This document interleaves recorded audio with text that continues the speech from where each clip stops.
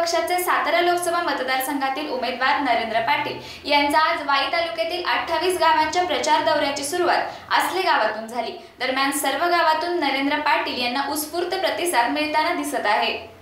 प्रचारादरम्यान नरेंद्र पाटील यांनी ग्रामस्थांशी संवाद साधला। विधानसभेत आमदार असताना मी वाई तालुक्यासाठी अनेकदा निधी दिला आहे। नरेंद्र मोदींनी केलेल्या कामाचा आढावा दिला, त्यामध्ये भारतीय लष्करी जवानांनी केलेल्या वीर पराक्रमाबद्दल व नरेंद्र मोदींनी शेतकऱ्यांसाठी राबवलेल्या योजना प्रत्येक शेतकऱ्याच्या खात्यामध्ये 2000 रुपये जमा होत असल्याचे सांगितले। 50 वर्षाचा बॅकलॉग मोदींनी 5 वर्ष भरून काढला असल्याचे सांगितले।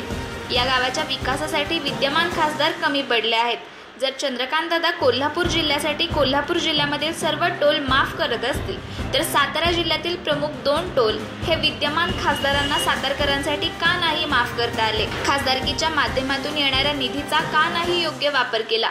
सातारा जिल्ह्यातील अनेक पर्यटन स्थळे का नाही सुधारली? पाचगणी, महाबळेश्वर व कास पठार सारख्या अनेक ठिकाणांचा का नाही विकास झाला? टोल फ्री का नाही झाला? याचे उत्तर विद्यमान खासदारांनी द्यावी, नरेंद्र पाटलांनी पाचवड या गावामध्ये बोलताना सांगितले। छत्रपती म्हणून मानसन्मान हा आहे आणि ठेवलाच पाहिजे, परंतु एक लोकनेते म्हणून काहीच कामे का नाही केली गेली? म्हणून आता बदलावाची गरज असल्याचे सांगण्यात आले। साताऱ्याचा विकास हा झालाच पाहिजे व त्याचबरोबर सातारा हा दहशतमुक्त झाला पाहिजे। भारतात, महाराष्ट्रात आणि साताऱ्यात भगवा फडकलाच पाहिजे, असे शिवसेना, भाजप, RPI व महायुतीचे उमेदवार नरेंद्र पाटील यांनी पाचवड गावामध्ये बोलताना सांगितले। तसेच उडतारे गावामध्ये नरेंद्र पाटील यांच्या गाठीभेटीच्या कार्यक्रमात उडतारे गावातील गावकऱ्यांनी नरेंद्र पाटील यांना आमच्या गावामध्ये सेना भाजपाच्या महायुतीच्या माध्यमातून खूप विकास झाला असल्याचे सांगितले। उडतारे गावचा रस्ता हा पंतप्रधान योजनेतून झाला आहे। त्याचबरोबर पाणी योजनेसाठी प्रधानमंत्री योजनेतून 52 लाख रुपये उडतारे गावाला मिळाले आहेत। तसेच विद्यमान खासदार हे आजपर्यंत कधीच गावामध्ये आले नाहीत, असे गावकऱ्यांनी नरेंद्र पाटील यांना सांगितले।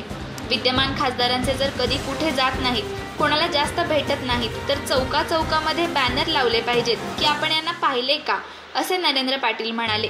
शिवतारे बापू, चंद्रकांत दादा यांसारखे अनेक नेत्यांचे लक्ष हे सातारा जिल्ह्याकडे आहे व त्यांनी अनेक विकासाची कामे केली आहेत व इथून पुढेही अजून मोठ्या प्रमाणात सातारा जिल्ह्याचा विकास करतील, असे नरेंद्र पाटील यांनी सांगितले।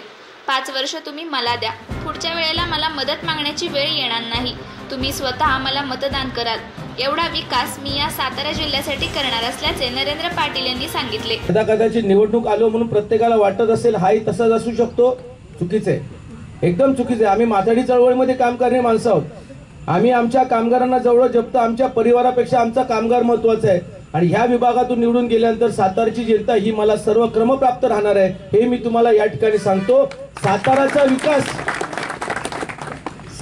विकास, सातारकर हे दहशतमुक्त राहिलं पाहिजे। आता तुम्ही म्हणाल साहेब काय दहशत आहे, आम्हाला समजत नाही। बरोबर आहे, दहशत आहे, ही दहशत दिसत नाही असं नाही, दिसते, पण कोणी बोलायला या ठिकाणी तयार नाही।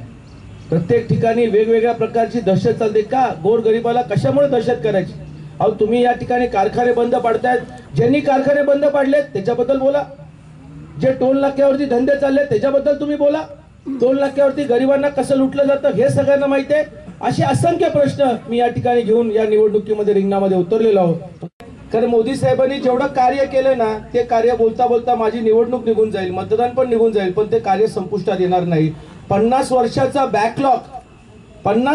बॅकलॉग मोदी साहेबांनी 5 वर्षामध्ये भरून काढला, म्हणून देशाने परत या भारतामध्ये असं ठरवलेलं आहे की ह्याच असणाऱ्या पंतप्रधानांना परत मोठ्या संख्येने आपण निवडून द्यायचं।